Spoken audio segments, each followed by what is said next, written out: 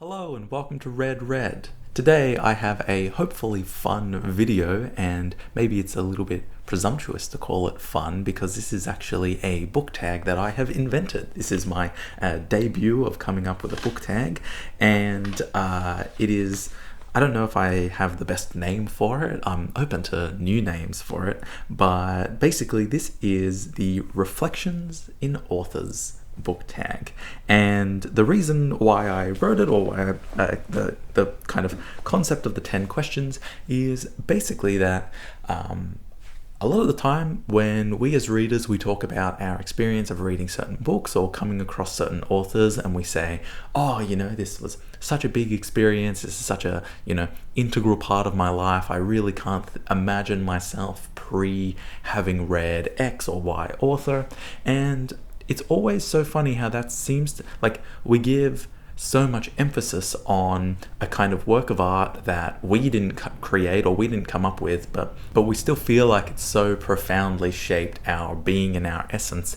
And kind of spinning on that, one of the things that I wanted to do was write a series of questions that seem like we are talking about different authors, but are actually almost incognito or disguised Q&As or ways of revealing how we, the booktubers, think about the world and see the world. So yeah, and it's a kind of fun way, hopefully, if you're like me and you're a little bit averse to just doing an explicit Q&A of just talking about myself and my life.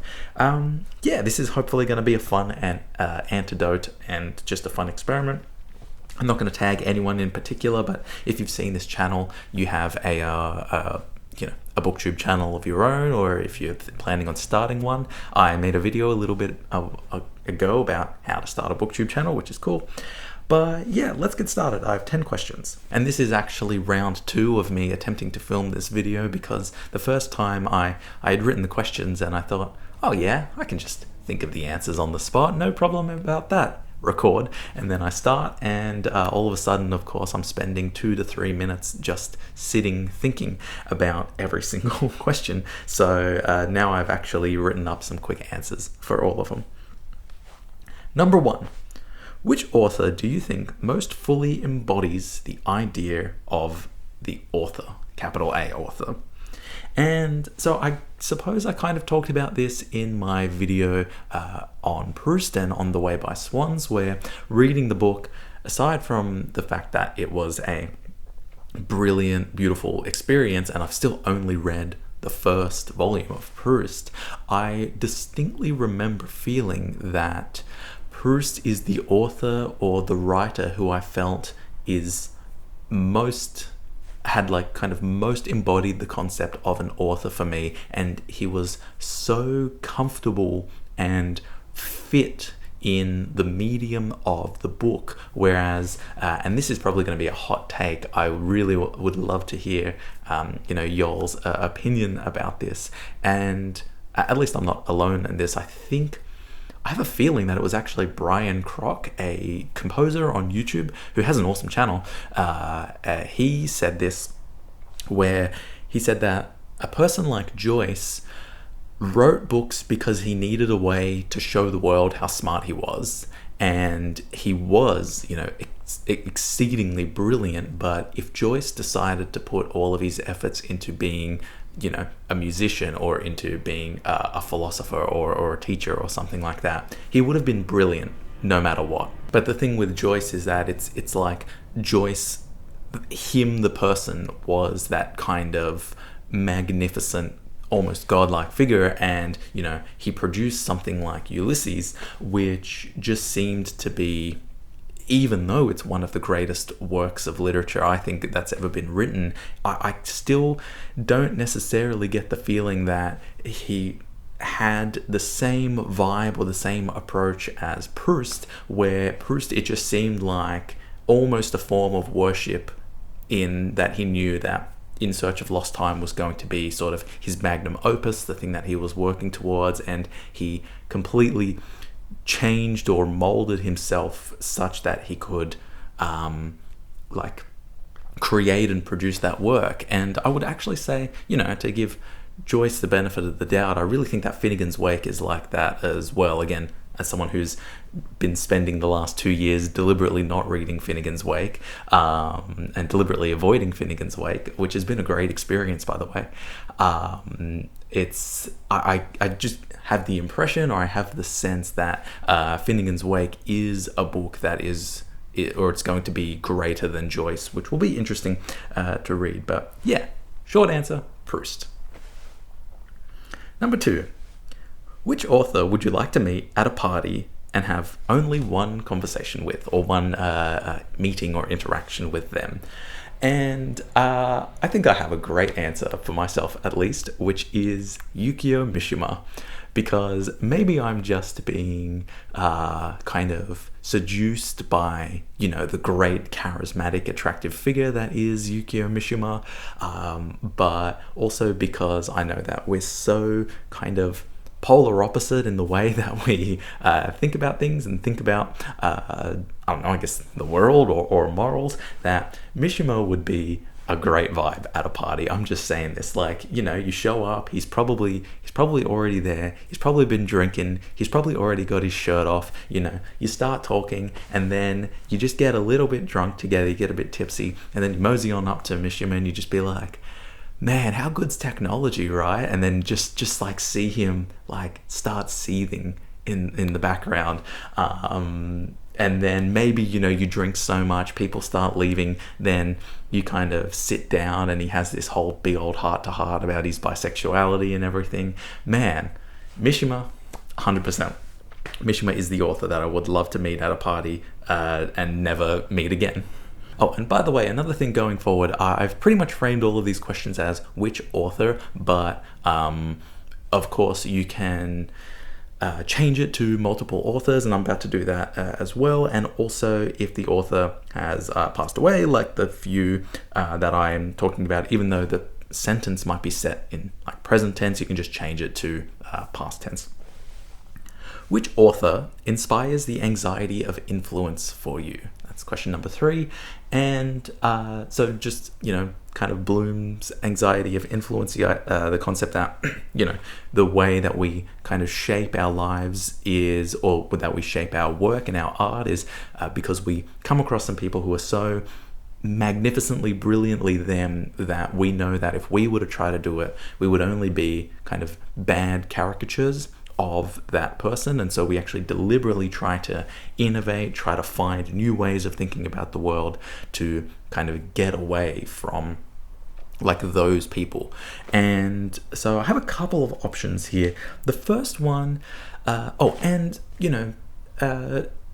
can be the anxiety of influence in, your own writing, if you are an author as well, but also just in your personality or in your philosophy or way of thinking about the world. If you've come across an author where you're just like, man, I really think it would have been so cool and so cutting edge to have been like that person, except they were them 80 years ago, I have a couple for specifically for authors and for writing myself, where the first is that I have a story that has been relegated to the Google Drive folder named Bed and Chest, because I realized that it was a kind of jank story, and the only way in which I was like, the best version that I could possibly imagine for this story would have just been David Foster Wallace's Good Old Neon. And so yeah, Wallace is an author where now I've read enough of his works. I've read, Infinite Jest, some of his short stories, and quite a few of his essays, where I feel like there is a chance that that specific kind of sincere prose style, but also just trying to be like a little bit fancy schmancy and a bit like erudite, but then bashful about being erudite, but then kind of again egotistically indulging in conveying that you're being bashful about being a smarty pants. So yeah, that's a style of writing that I feel like if I were to really, really learn how to do it, I would feel really good about it, but then I would know that, of course, Wallace already did it so well and in his own right. I'm definitely currently in my stage of literally writing works that are so inspired by Beckett that I don't even think I'm gonna be able to properly publish them. I mean, I've already written my bad go of Waiting for Godot. But another author who I think in the future, I really love his work, and I just know that when I start to kind of study and read him properly, I'm then going to feel the anxiety. It's like an upcoming anxiety of influence, is definitely Kobo Abe. I find his work so fascinating, especially The Boxman, but I reckon there's a chance that I'm going to kind of fall so in love that I'm just going to kind of be an imitator for Kobo Abe. So Kobo Abe, David Foster Wallace, and Samuel Beckett are my 3 examples for authors that inspire the anxiety of influence. Number 4. Which author seems the most different to you as a person, yet you resonate with their works or their, philosophy or whatever? And I thought about this, and it seems like the obvious answer for me is Thomas Bernhard, because I've talked about Bernhard quite a bit on this channel, and it just seems like, I think that when I look at Bernhard on paper, my temptation is to say that I'm sort of nothing like that. I'm way more chill. I'm not trying to incite conflict. I would never deliberately just criticize things that I didn't like. I'm much more of let me talk about the things that I love and just almost politely ignore the things that I didn't like. I just, for example, don't make videos on this channel about books that I didn't enjoy. But the more I really sit and stew with Thomas Bernhard, I think he's making me realize that I'm much more angry about things than even I'm letting myself realize. And so, yeah, Bernhard is an author that I feel almost like it is really like that sort of reflection of I'm just imagining this, and there's no way I'm doing this for a thumbnail, but I just thought of the most hilarious, Face Off with Nick Cage and John Travolta, but we just do my face and Thomas Bernhard's face.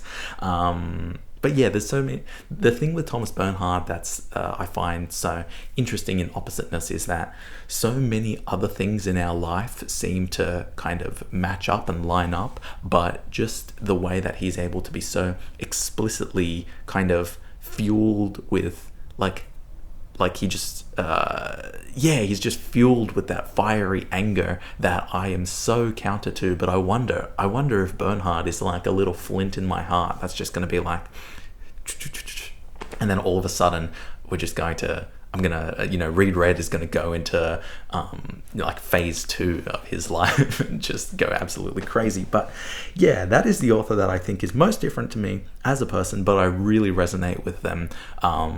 Probably in a way that I'm always going to have this balance of not really ever wanting to be like Bernhard, obviously, but really love the way that he writes, love that he is able to, I love a lot of the perspective, but just the kind of attitude or the mean or something like that. I'm always going to have this distance or this disconnect with Bernhard that I really enjoy. This is a fun one, almost a throwaway one, but which author would you like to meet simply to prove they are real? So yes, we can go back in antiquity. I'm going to say my first one is actually Anne Carson, because it's a little bit of a running joke on this channel that I don't think she's actually real.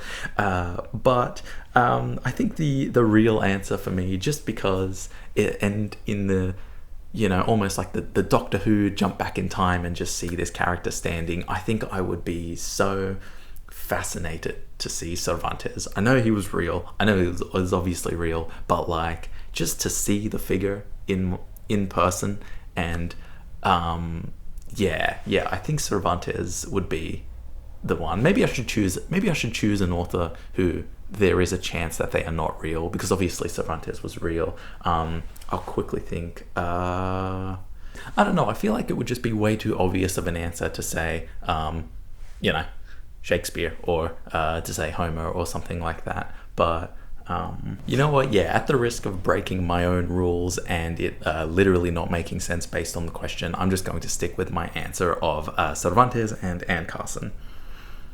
Number 6. What author do you find most seductive or enthralling in their incomprehensibility?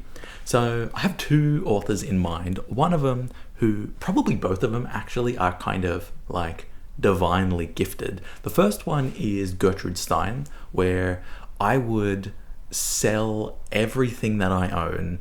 I would like, I can't even think about what I would give to be able to write like Gertrude Stein, because when I read some of her sentences, and of course we're getting a similar thing in Anne Carson as well, but when I read a Gertrude Stein sentence and I just look at it and I let the words sink into my brain, it's literally like trying to describe to me the difference between a kilogram of steel and a kilogram of feathers, and I'm just like, I don't get it. Like, I have no idea why Gertrude Stein decided to write the words in the order that she did, but when I read it, it is so like, there's a balance in my head where I'm just like, okay, it's so odd. Am I approving of it because of its oddity? Am I indulging in the not making senseness of it? Would I really have enjoyed this if it was just any random combination of words, because I'm just kind of, indulging in that novelty. And I really don't think so. I really think that there is just some kind of sick web going on behind her mind and the way that she writes. Like, because I've just, read some of her poetry and read some extracts, and I'm just like, there is some dimension that she is perceiving that I would like literally sell everything and like walk in the desert John the Baptist style trying to find a sentence like Gertrude Stein ever wrote. And then another example of a person who I think was more technically divinely inspired is probably William Blake. And I have his complete illuminated books here. And just to show you something, I don't know why this sticks in my mind, but of all the messed up and grotesque things that William Blake has ever made, I cannot say why this image has stuck in my head so much. It's the goofiest thing. But this is from his Prophecy Jerusalem, and this is what seems to be Noah's Ark, but with some wings on it, which is kind of crazy. But the more I learn about William Blake and the more I think about just the way he interpreted the world and the visions that he allegedly saw, and even if he didn't actually see them, or there's such a temptation to just write it off as being like, oh yeah, Blake had schizophrenia or whatever, but it's like, you haven't gained anything in comprehending William Blake by just saying that he has schizophrenia. On the one hand, would you like to say that he has that, or would you like to just look at his body of work and be like, no, that's what William Blake had? Those are two authors, Gertrude Stein and William Blake, that I find most seductive in their incomprehensibility. Number 7, which author would you like to have as a teacher? And I think I actually talked about this in the videos that I've made on Donald Barthelme. There's Barthelme is almost verges on being anti-anxiety of influence, because I'm just like, teach me everything you know, like, please. And the crazy thing that I'm realizing, Barthelme is one of the authors and another author is William Gass. The crazy thing is that there's a chance that I have some viewers who actually were students. So if that has happened, I would really love to know what the experience was. But Donald Barthelme is someone that I just felt like his craft for writing postmodern work was something so appealing that it's like, it's like coming across a musician who has this sort of certain technique or this way of thinking about music that you've just never thought about. It's like someone, coming and just explaining microtonal music to you or something, and you're like, oh, I've just literally not been thinking about that for my whole life. That's what I would say Donald Barthelme is like. And the other person, William Gass, even though the only thing of Gass I've read is On Being Blue and a couple of just like extracts and essays, the thing that I love about William Gass, and maybe I'm fantasizing about this, or I'm happy to be proven wrong, but I get the feeling like he's the sort of teacher who, like, you get your kind of slew of people who are going through and doing like their degree or whatever. But if you were to walk up to him and just say, look, I don't need any positive reinforcements. I don't need you to tell me that I'm doing a good job. I just need you to make me good. I feel like it would be the kind of kung fu training scenario. It's like glasses come off and he's like, are you ready? Ready. And he's just like throwing words. He's throwing like grammar shit at me, and I've got to like deflect it and understand what fricatives and everything like that is. It's a very picturesque way of thinking about a teacher. But I'm kind of, the reason why I have that image is because that's actually what happened to me with studying music, where I had a teacher who was a little bit more on the kind of gruff side compared to, every other teacher who was just like very accommodating and affable and so on and so forth. But I just realized that I was I had some really serious deficiencies in the way that I was playing jazz. And I just went up to this teacher and I was like, no BS, I need you to help me get hip. And even though he was a saxophonist and I'm a guitarist, I went and got lessons from him, and it was a really great experience. He was like, look, we don't need to be like, I'm not going to be mean. I'm not going to criticize and say like, or belittle you for no reason. I'm also not going to tell you that you're amazing or anything. I'm just going to be like, these are the things that you have to know. Let's work on them. All right, we're doing Cherokee and we're playing all chords, blah, blah, blah, reposition, all arpeggios, etc., and doing them in all 12 keys. And so I really, personally, coming from someone who has a very like positive, affirming way of thinking about specifically art, and it's because I've come from, basically in music, there's a lot of negative self-talk that I think is so detrimental, and I still see it today, that I went through myself, and I realized that it actively hindered a lot of the way that I developed and a lot of the way that I was able to receive criticism, where now I really just covet and have such a great respect for anyone who says, no BS, this is what we've got to do. This is how we're going to work, how we're going to develop. Let's just do this well. So yeah, I reckon William Gass and Donald Barthelme would be great teachers in that regard. Next up, which author was the first to show you how unique or powerful a book could be? And I'm pretty sure I talked about this, but it's definitely Nabokov and definitely the book Lolita. And I talked about this in, my video of where to start with Nabokov, because I started with Lolita and just talked about how it was the book that made me realize what a book could be. But I definitely think that maybe before then I was reading books and enjoyed books, but I didn't maybe trust books, if that makes sense. Like, I didn't trust that, this is a medium that really can deliver, and it's not just like, because you see a great movie and you think that greatness is something that's outside of the movie. You can have great experiences with paintings and you can have great experiences with books. And I think that before reading Lolita, like, A, I never really realized how great a book can be, but also B, I never realized that books are a great medium for greatness, if that makes sense. So yeah, Nabokov's the first. Since then, of course, Joyce, Proust, Lispector, Woolf, and Gaddis have all been great for showing me how brilliant books can be, but Nabokov was my first love. So, and what I really love as well is that you can go back far enough in this channel pre my having read any of those other authors, and I'm saying, oh, Nabokov is my favorite author, which is so cool. 9. Which author has given the most profound ideas? I think I'm gonna have to say, because, of course, like, again, Proust, but I'll say maybe Clarice Lispector, because what Lispector has shown me, and I don't know if I've talked about this specifically on the channel or used this turn of phrase, but something that I love so much about Lispector is that she realized that moments are stories if you're paying attention.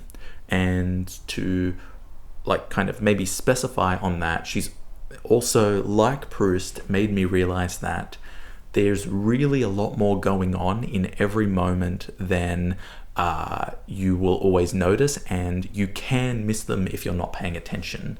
And so for that, I really just, it's almost like a mantra, like just, you know, am I really thinking about this? Am I paying a Lispector amount of attention right now? And that's helped out so much, not only just in my writing, but also in my journaling and just, you know, keeping track of my day-to-day experience.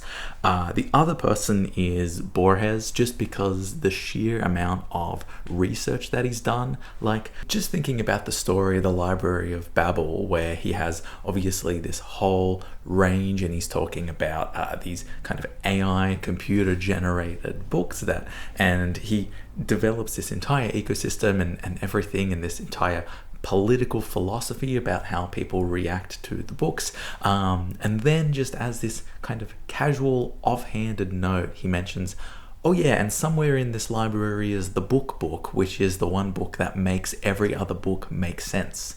And I'm just like, gosh, just thinking about how Borges thought about the world and how much he knew.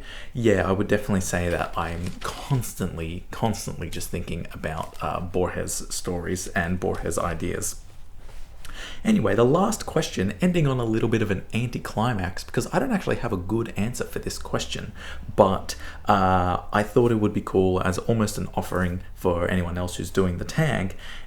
Which author do you think never wrote their masterpiece? And the reason I don't think I have a good answer for this question is that I feel like, you know, on the one hand, in terms of saying, oh, the author who never wrote their masterpiece, it's, you know, you can choose that to kind of, you can interpret that as a way of maybe deliberately picking on authors that you don't necessarily like, which I think is a not very interesting way of answering this question. But I definitely feel as though the more you read of an author, the more you kind of learn, you get a kind of more fleshed out idea or a perception of what they can do as creators.